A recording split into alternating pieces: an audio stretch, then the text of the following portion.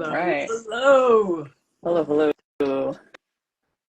Great to see you, Yeah, Ximena. How you doing? yeah, yeah. Good to see you. I'm doing all right. How are you doing? I'm doing really well. Thanks for hopping on and figuring out tech. You know how it Yeah, goes. absolutely. Thanks for the invitation to be on this. Wait, so I'm your first guest on this, right? Yeah, technically my second. I Oh, had okay. Jay come on Oh, a okay. few episodes ago. Oh, But sweet. this is the first. This is actually my first live. Okay. So you are part of. So officially, yes, first guest for sure. Awesome, awesome. Cool. Yeah. So as you probably know, this is the series where I get a chance to like look back at my older catalog. And my tagline has been going through the good, the bad, and the ugly. So I don't know what your experience is listening back to your older stuff, whether you always get that kind of like cringe feeling. I know I certainly do. But yeah, that's really the intention behind this series is that I think as artists, we get pushed to like come out with new stuff and prove that we're evolving. But there's a lot of really great stuff that comes out of reflecting on past work. And so that's a lot of the concept behind Interminable. So it's kind of Hmm. perfect that we're having this conversation because I think the foundation of the group is so much around respecting and reflecting on the past to go forward into a future where we get to like really make some new things based off of that. So I'm excited to hear you speak not only a little bit more to our selection tonight, but a little bit more to like the group. And you and I get to reflect a little bit more on that as well, being former bandmates and getting to chat about that experience. But yeah, would you Yeah. like to introduce what the song is before we play it? Yeah, absolutely. So I figured it would, just be a perfect match to look at some of the stuff we recorded together. This is from our debut album in 2018. So this is Interminable's album, Rebirth, Renacer. This is the track Buscando Un Futuro, or Searching for a Future, in which Becca and Marty played trumpet. We also had St. Clair on trombone, Joe on drums, me playing jarana, which is the small guitar from Mexico that I play, and singing. And we had also like Didier doing some percussion. We had talking drum in on there in the beginning, Yeah, so you can also kind of look out for that and other little like things strewn throughout. So yeah, I'm excited to dive into it. nice. Yeah. Yeah, me too. And a big shout out to, of course, our late friend Yiho on bass. Yes, We'll definitely chat a little bit more about some of the different influences we all brought, not only to the song, but to the group. But yeah, exactly. we're Yeah. going to play Buscando Un Futuro. And if you are watching and you can't quite hear it, don't be afraid to like comment, hey, more volume. I will absolutely very proudly blast this. But I hope you all Yeah. enjoy. And shout out to everyone joining already. I see you all in there. Hey.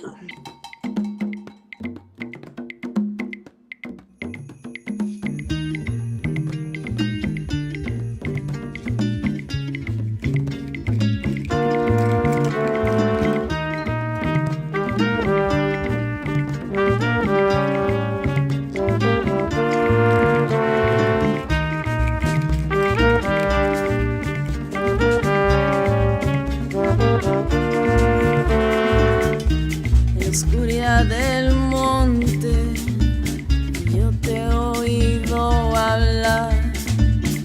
Vi cuando tú apareciste, nunca te voy a olvidar.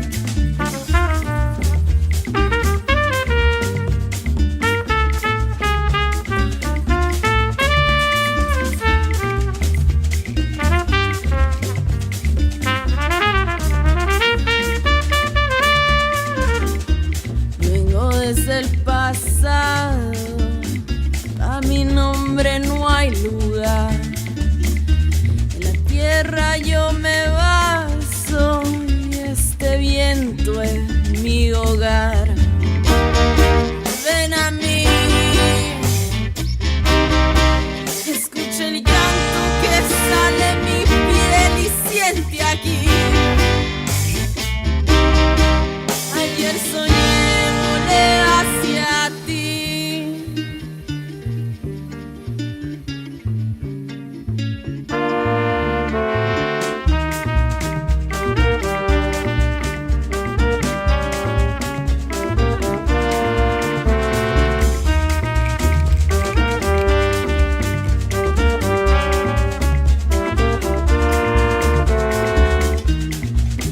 allá del monte, yo te he oído cantar.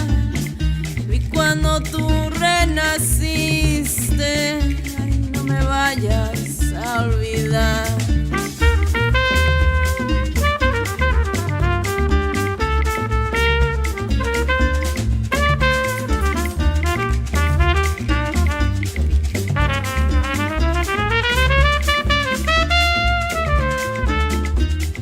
Busco mi futuro, nunca te voy a olvidar, pues somos seres opuestos, viviendo una realidad.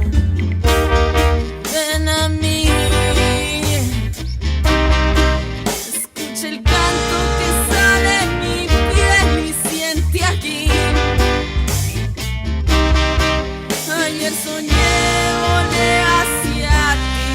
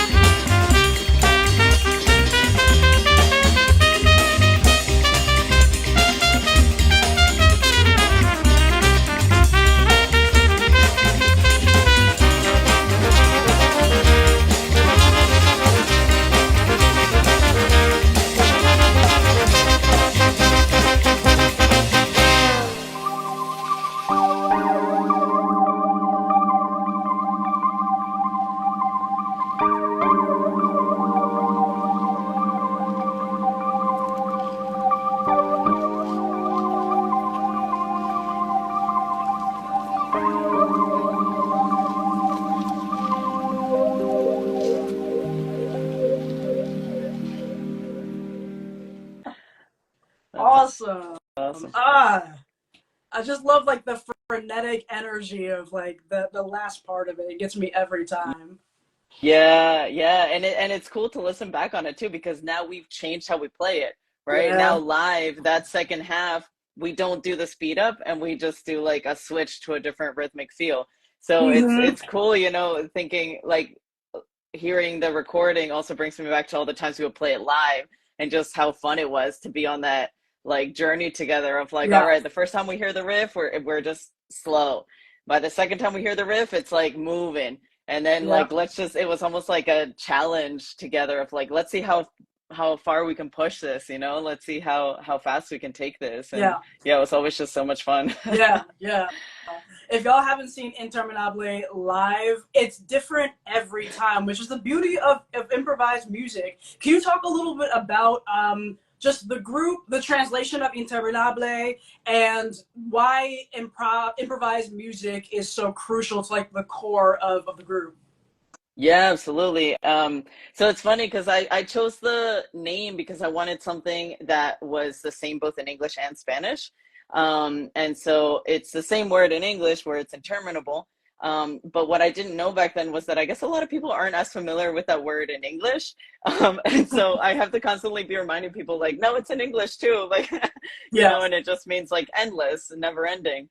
And I think, you know, I kind of like chose it, you know, this group was formed in like a week and a half, very kind of like put together in the last minute. We like all met almost by happenstance in that week, put a set together, and then played our first show back in 2015. And there was 3 of us back then. And then over the years it changed. And over the years too, the name kind of, I think, took on more significance, where now I see it too as like, yeah, it is never ending. Like, I think creativity and like, you know, improv, all these things that like, we're not just are we songwriting and composing, but we're also creating in the moment. That creates a spark that ripples out and has this effect of inspiration. I think that is so crucial and so important, because maybe, you know, maybe in hearing the song, or maybe in coming to one of our shows, you get an idea, or you go to the show with someone, and then from there you're like, hey, we should hey, remember that song we were going to record? Hey, remember that thing I was going to write, that short story I had? Like, maybe that inspires you to keep writing it, which inspires someone else, and it just keeps going, right? And I think improvisation is at the center of this, number one, because I think it's so central to a lot of our ancestral traditions, you know, whether it's indigenous musics, you know, musics from the African diaspora, like, it's at the core of it. And, you know, I always think back to this thing, son jarocho. So son jarocho is the music that the jarana is played in. It's an Afro-Indigenous tradition from Mexico, and it's one that I draw on a lot and that I've been very deeply inspired by. And one of my teachers from that tradition, a brilliant composer named Patricio Hidalgo, he told me once we were doing a private lesson, you know, I'm learning a ton, and then he tells me, la improvisación es la herramienta de un pueblo ingobernable, which means improvisation is the tool of a peoples that are ungovernable, right? Like, if that doesn't say it all, I'm like, you know, and that's really it. You know, I think when we remember how much creative power we have, we can create everything. Right? We can create new ways of relating to each other. We can create new ways of being with ourselves, with the land, in community. And I think it's really at the core of like, I don't know, it just feels so powerful and so important to remember, especially in these times. Yeah. That's really deep. The way I think about breaking the songs down when I listen back to them is there's a lot to reflect on with the lyrical content, and there's a lot to reflect on like the production content. And so I guess my question for you is, thinking about this song in particular, Buscando Un Futuro, what about the lyrical content stands out to you, and what about the musical content of it stands out to you? Yeah, so many things. I mean, it's also funny because you know, hearing this song, so basically it's telling a story as it goes. It's told kind of through allegory, right? So it's told from the perspective of past searching for a future, and kind of being like, I know you're out there. I kind of like see glimmers of you. I don't really know what you look like, but and maybe I'll never be able to see you face to face because we're kind of like opposite beings, you know, we'll never, you know, past and future can't coexist at the exact same time, right? So it's kind of like this constant search. So that's what the lyrics are saying. It's also funny for me because it's just 4 verses, but for some reason live, I like always mess up. Like, I always put them in different orders. But I'm kind of like, I don't think anyone noticed, so I just kind of keep going.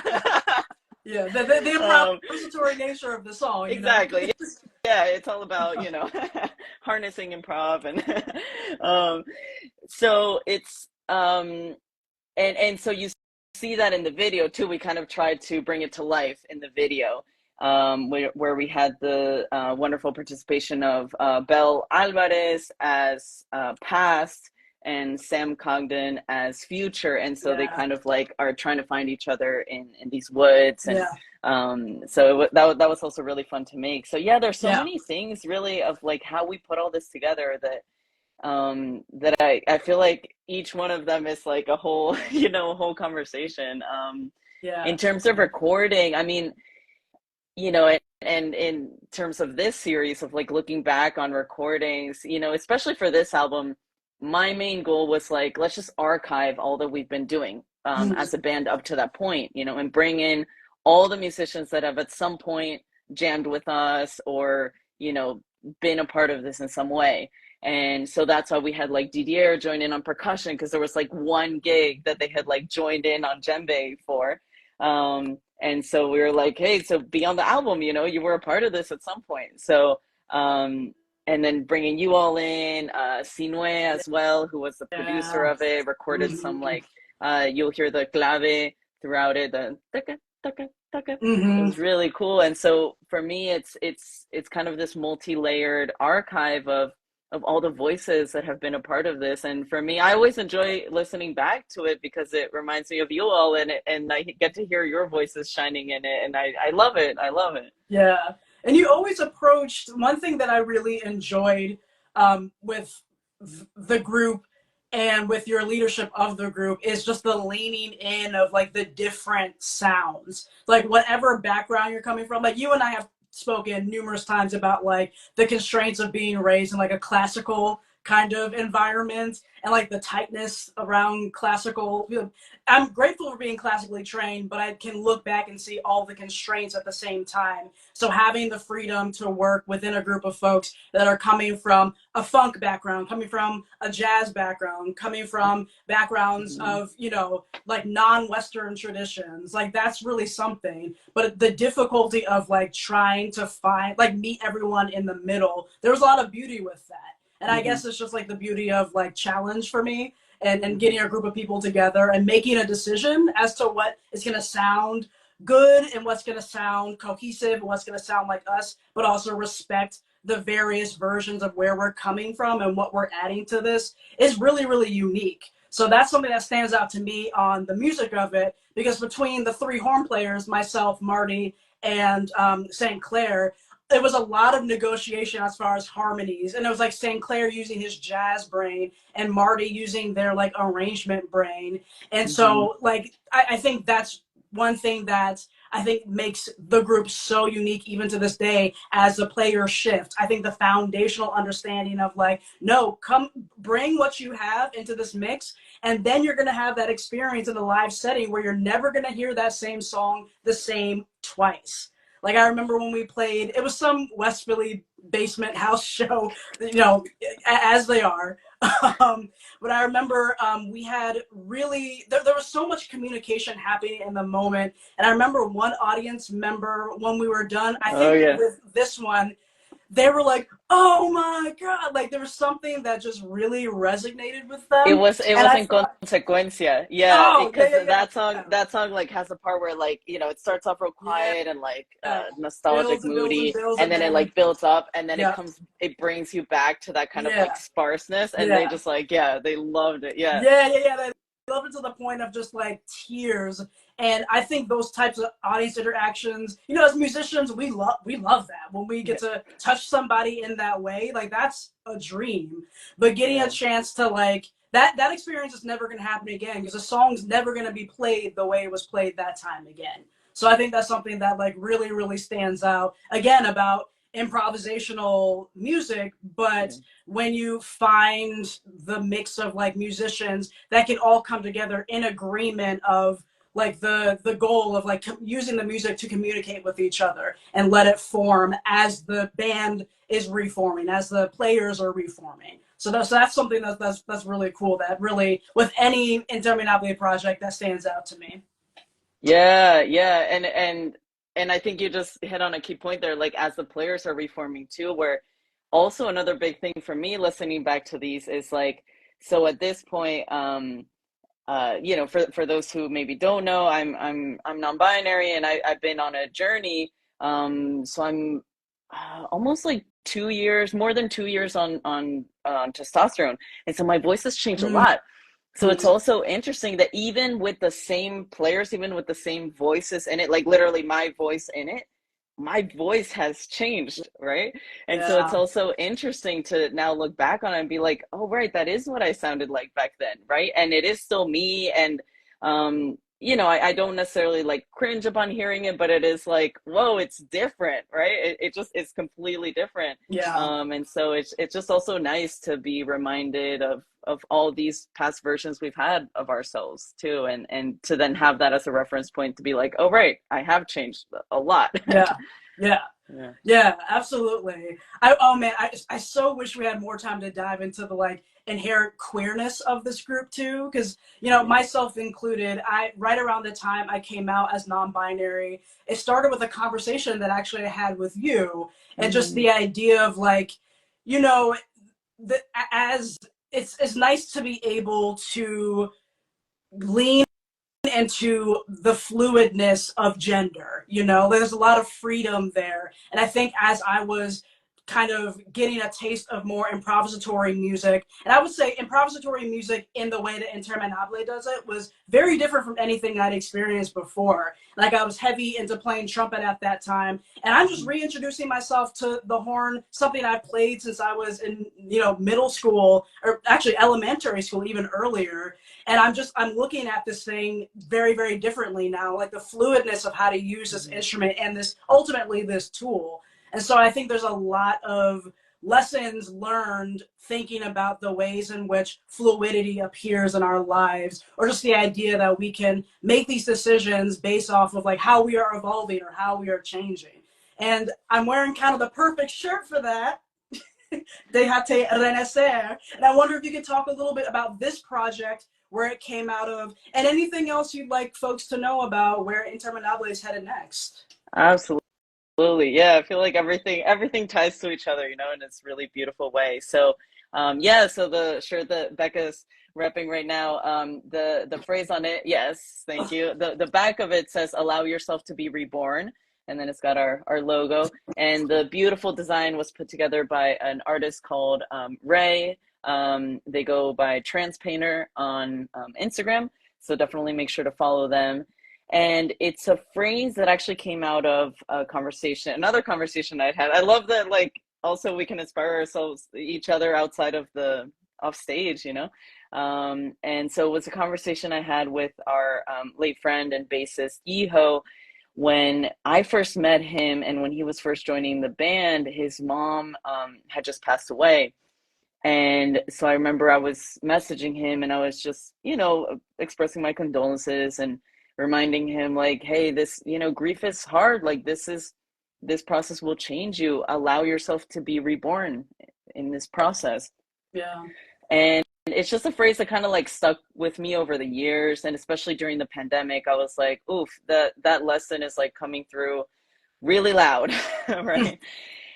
And so I kind of got this idea, you know, I'd been following this artist for a while on Instagram, and I was just like, man, it would be so beautiful if they could make that phrase with their lettering and the flower designs like they do. And so, you know, I tried reaching out, you know, just like DMing them on Instagram. I didn't hear back, and I was like, maybe it's a stupid idea. Maybe I should let it go, you know. I unfortunately, as artists, I think oftentimes we doubt our own ideas, even when they're solid, you know. And you know, eventually I was like, wait, let me see if they have like, you know, an email submission form or something. Let me try again. You know, worst thing that he can say is no. Tried reaching out again, and like 3 days later, I have an email from him being like, hey, I heard your music, absolutely love it. Let's do this. What do you need? Let's make it happen. And has just been like the coolest person to work with. And so we, you know, the original contract was for us to only use that design for a year. And then last year when after Yiho passed, I was like, man, I want to honor him in a certain way, and it would be beautiful to release these shirts, but now on purple because that was his favorite color. Yeah. But the contract was about to be up, and so I reached back out to Ray, explained the situation, and again, he was just like super, super kind and generous about it, and was like, yeah, absolutely, go ahead. Apparently he is a cancer survivor. So it was just like everything, again, I guess connects. And so, I think all of us, again, going back to that idea right now, full circle, Interminable, that's what it's about, right? It is endless, right? The legacy that he's leaving now lives on in us, and the legacy will live on in, whoever we've inspired. Yeah. Beautifully put. And in terms of next steps for the band, we actually, I was in the recording studio earlier today. We're recording 3 new songs. Marty during this time has learned, production. Yeah. So Marty's our other trumpet player. And so they have a studio. So we're recording with them, which is like perfect, they're like brilliant. It's been super great to work with them on like that front now. And and the songs are shaping up really well. I'm really excited to get to share them out. Already scheming even down the road for our next album as well. So, definitely excited to keep building this project, see where it leads us. Definitely want to be like, playing more, hopefully get out on the road a little more. And I think just really, how do I put it? Like, I guess learning to trust in this vision and each other and our creative potential. And I think this band has just so much beauty, and I'm really like just so grateful for everyone that is in it, everyone that's been in it. Obviously yourself very much on that list. I've just learned so much from being in this band, and so I'm just excited to see where it continues taking us. Yeah, very far. I know it. And however I can lend my voice, whether it's my voice, my trumpet voice, who knows? I might be playing a whole other instrument by the next time we talk about collaboration. But I think that's the beauty of the group that you have formed. You've seen so many folks come and go, but like I said before, it's the beauty of like in the moment making those decisions based off of who's in the room, while still honoring like the son jarocho traditions of it, the Afro traditions of it, the Western traditions and influences of it. That's very, very unique. And I think those that have an experience to hear you all live, to hear the recorded vision. I'm going to make a plug for the music video because there are 2 that are out there in the world, maybe more at this point. But the 2 that I'm thinking of, they're related to each other. So y'all definitely should check that out. The one that we're hoping to play for y'all, definitely have to check that out because it is like the visual narrative to the music in a really, really cool way that I think y'all will dig. But that's what we've got. That's what we've got time for. I appreciate you so much. Thanks for being my first official guest. Don't tell Jay. I won't. He won't hear Thank this. you. Yeah, thank you. Thanks to anyone that tuned in, anyone that's watching this later. Thank you all so much. Thank you all for joining another episode of Say More. We will be doing more of this, inviting some guests over with the intention of just hearing the backstory and the insight of their music. So we appreciate y'all, and we'll catch you again soon. See you soon, Ximena. Awesome. Bye. Bye.